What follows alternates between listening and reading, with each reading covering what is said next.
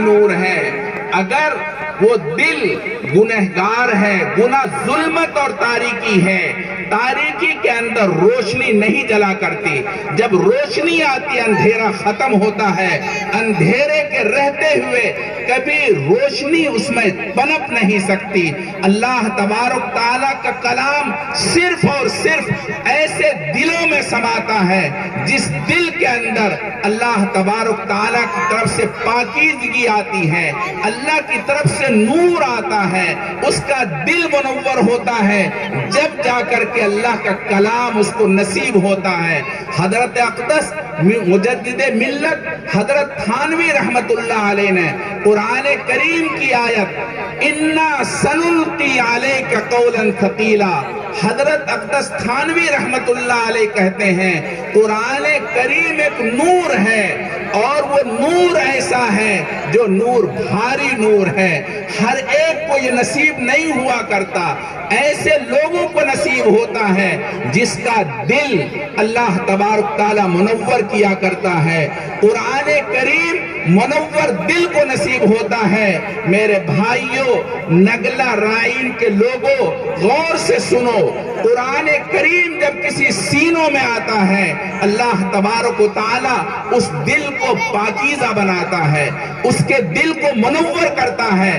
اور ایسا منور، یعنی منور ہونے کا یہ مطلب نہیں ہوتا یہ جو ظاہری نور آپ کو نظر آتا ہے، ظاہری روشنی نظر آتی ہے، یہ نور وہ نور نہیں ہے۔ اصل نور ایسا نور ہے جب دل کے اندر آتا ہے، دل سے اللہ کی معصیت مٹ جاتی ہے، اللہ تبارک تعالیٰ کی نافرمانی ختم ہو جاتی ہے، شریعت پر عمل کرنا اس کے لیے آسان ہوتا ہے۔ ایسے دور کے اندر جب وہ دور ظلمت و تاریکی کا دور ہوتا ہے، ایسے دور کے اندر اللہ تبارک تعالیٰ اپنے خاص بندوں کو اور ایسے بندوں کو جن کے دل کو اللہ تعالیٰ قرآن کریم کے لیے منتخب کرتا ہے، اس کے دل کو شریعت سے منور کرتا ہے، اللہ تبارک و تعالیٰ اس طرح سے اس کے دل کو منور کر کے شریعت پر چلنا آسان کر دیتا ہے۔ صحابہ کرام رضوان اللہ تعالیٰ علیہم اجمعین کو اللہ تبارک و تعالیٰ نے قرآن کریم کا نور عطا فرمایا، ایسا نور عطا فرمایا، ایسی روشنی عطا فرمائی کہ قرآن کریم کے سامنے آنے کے بعد، قرآن کریم کے دل میں آنے کے بعد اللہ کی معصیت، اللہ کی نافرمانی، اللہ تبارک تعالیٰ کی عدم اطاعت، اللہ تبارک تعالیٰ سے روگردانی صحابہ کرام کے لیے ممکن نہیں تھا۔ آج بھی الحمدللہ ثم الحمدللہ اللہ کے وہ بندے جن کو اللہ تعالیٰ نے اپنی کتاب کے لیے منتخب کیا ہے، ان کو اللہ تبارک و تعالیٰ نے ایسے ہی روشنی عطا فرمائی، ان کے دلوں کو منور کر دیا۔ استاد گرامی مرتبت حضرت اقدس قاری المقری ابو الحسن دامت برکاتہم العالیہ اس صفت کے خاص طور پر اس صفت کے ساتھ متصف ہیں۔ میں آپ کو بتاتا ہوں، آپ کو شاید علم نہ ہو تو بظاہر یا خرقہ پوش معمولی سے آدمی آپ کو نظر آتے ہیں، اللہ تبارک تعالیٰ نے قرآن کریم کے نور سے ان کے دلوں کو ایسا منور کر رکھا ہے۔ آج اپنے بچوں کو وراثت مرنے کے بعد بھی نہیں دیتے، خاص طور پر بچیوں کو وراثت ہمارے اس معاشرے کے اندر نہیں دی جاتی ہے۔ یہ ظالمانہ کارروائی ہے، اللہ کی معصیت ہے، اللہ کی شریعت کے خلاف ایک بغاوت ہے۔ جو لوگ لڑکیوں کو وراثت میں حصہ نہیں دیتے، اللہ جزائے خیر دے استاد گرامی مرتبت کو، انہوں نے اپنی زندگی کے اندر اللہ تبارک و تعالیٰ کے حکم کے مطابق جناب رسول اللہ صلی اللہ علیہ وسلم کی شریعت کے مطابق اپنی زندگی کے اندر سب سے پہلے اپنی جائیداد کے اندر بچیوں کا حصہ مقرر کیا، پھر اس کے بعد بچوں کا حصہ مقرر کیا، اور اللہ تبارک و تعالیٰ جب کسی کو اپنا نور عطا فرماتے ہیں، محبت عطا کرتے ہیں، پھر ان کا دل اللہ کے ساتھ ہوتا ہے، ان کے دل کے اندر اللہ کی محبت ہوتی ہے۔ اللہ تبارک و تعالیٰ اس طرح سے ان کو اپنا لیتے ہیں کہ وہ خلوت نشین ہو جاتے ہیں۔ خواجہ عزیز الحسن مجذوب رحمت اللہ علیہ نے ایک شعر کہا تھا، جس شعر کے بارے میں جگر مراد آبادی جو بہت بڑا شاعر گزرا ہے اور پوری ہندوستان کی نمائندگی کرتا تھا، اس جگر صاحب نے کہا تھا، خواجہ صاحب آپ مجھے صرف اپنے شعر کا ایک مصرع دے دیں، میرے سارے کلام کو لے لیں، میرے سارے کلام کے مجموعے کو لے لیں، میں آپ کے لیے قربان ہو جاؤں گا، آپ مجھے صرف ایک مصرع دے دیں۔ یہ مصرع اس آدمی کا مصداق ہوتا ہے جس کو اللہ اپنا لیتے ہیں، اللہ کی محبت ان کے دل میں آتی ہے، پھر وہ ہوتا ہے، اس کا مالک ہوتا ہے، خلوت میں ہر وقت ان کو مزہ آنے لگتا ہے۔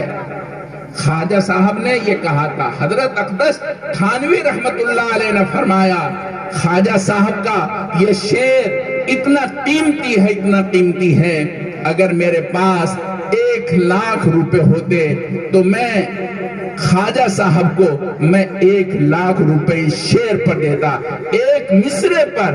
وہ مصرع یہ ہے، ہر تمنا دل سے رخصت ہو گئی، ہر تمنا دل سے رخصت ہو گئی، اب تو آجا اب تو خلوت ہو گئی، ہر تمنا دل سے رخصت ہو گئی، اب تو آجا اب تو خلوت ہو گئی۔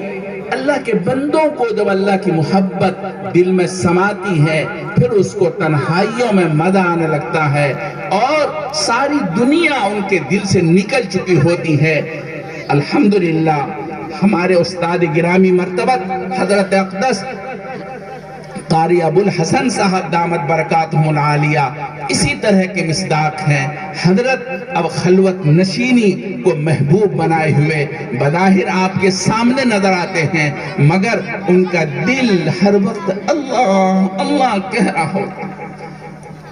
یہ وہ بندے ہوتے ہیں جس کو اللہ تبارک و تعالی اپنے کلام سے سرفراز کرتے ہیں، نور سے منور فرماتے ہیں۔ اللہ کی ذات نور ہے، اللہ کلام بھی نور ہے۔ اللہ تبارک و تعالی نے حضرت اقدس قاری صاحب دامت برکاتہم العالیہ کو اس طرح اللہ تعالی نے اپنے کلام سے سرفراز فرمایا ہے، اور جس مدرسے کی وہ سرپرستی فرمائے، خود ایک سند ہے کلام پاک کے عمدہ تعلیم کی کہ حضرت قاری صاحب عام مدرسوں کی نہ سرپرستی کرتے ہیں نہ اس میں جاتے ہیں۔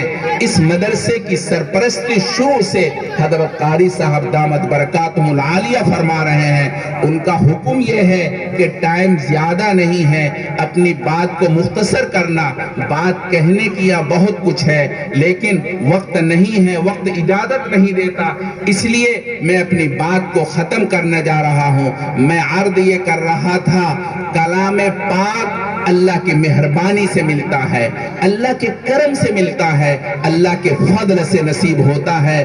ہر کس و ناکس کو اللہ کا کلام نصیب نہیں ہوا کرتا۔ اللہ تعالیٰ نے صاف طور پر کہا ہے کہ رحمان کے فضل سے قرآن کریم ملا کرتا ہے، اس کے بغیر اللہ کے فضل اور مہربانی سے قرآن کریم نصیب نہیں ہوتا۔ اور میرے بھائیوں، نگلا رائن کے لوگوں، آپ اچھی طرح سے سمجھ لیں، قرآن کریم اللہ کا کلام ہے، اللہ ہمارا محتاج نہیں ہے۔ اللہ تبارک و تعالی اپنے کلام کی حفاظت کسی طرح بھی کر سکتا ہے، جب چاہے گا جیسا چاہے گا کر لے گا۔ میں ایک بات، اپنا واقعہ بار بار میں سناتا ہوں۔ افریقہ کے اندر میرے میزبانوں نے مجھے ایک جگہ لے جانے کی بات کہی۔ جب وہاں پہنچا، سنو غور سے، وہاں پہنچا تو وہاں چند بچوں نے کلام پاک کی تلاوت کی اور بہت عمدہ تلاوت کی، شاندار۔ آج تک مجھے منظر یاد ہے، وہ سب کے سب کالے بچے تھے، لیکن ان کے پڑھانے والوں نے بتایا، آپ جانتے ہیں یہ کون ہے؟ میں نے کہا میں نہیں جانتا، آپ بتائیں۔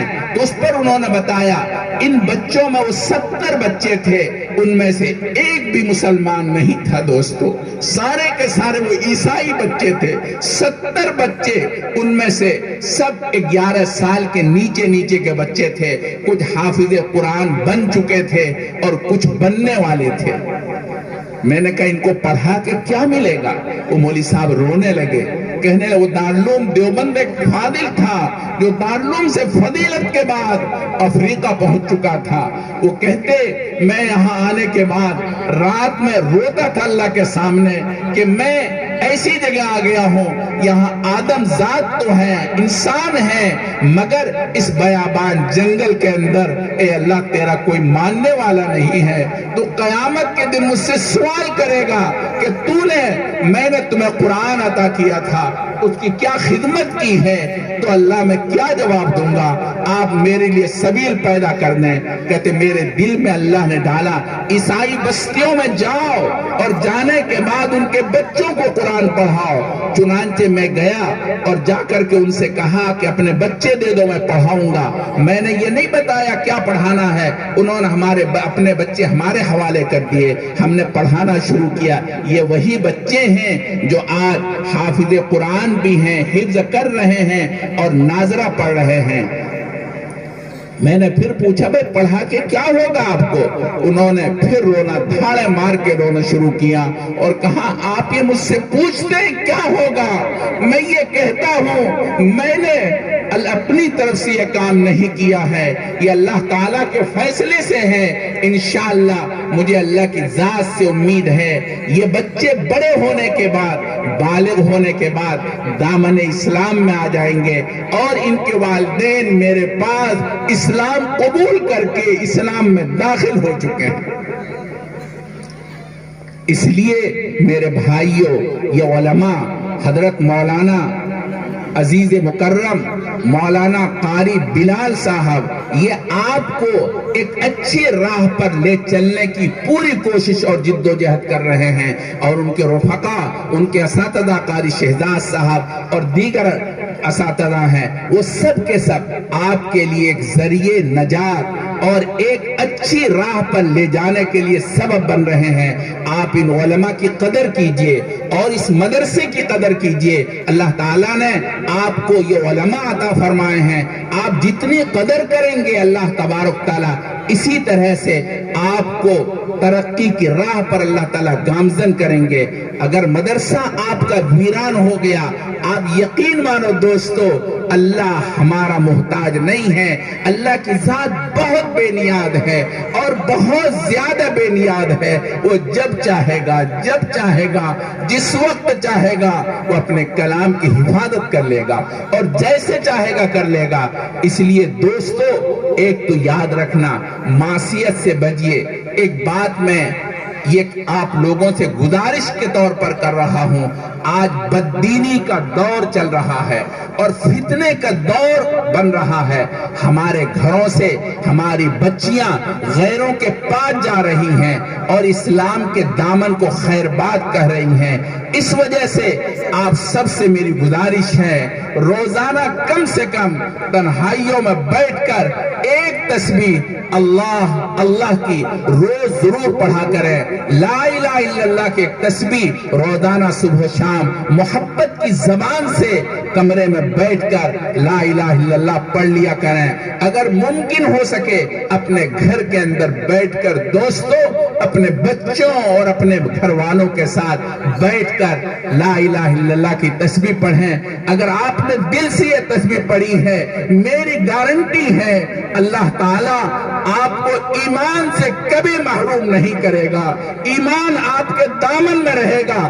اگر آپ نے لا الہ الا اللہ محبت کی زبان سے روزانہ پڑھنے کا معمول بنا لیا، انشاءاللہ ثم انشاءاللہ اس گھر سے کبھی ایمان ویران نہیں ہوگا، وہ گھر برباد نہیں ہوگا۔ اللہ تعالی ہم سب کو عمل کی توفیق نصیب فرمائے۔ وآخر دعوانا ان الحمدللہ رب العالمین۔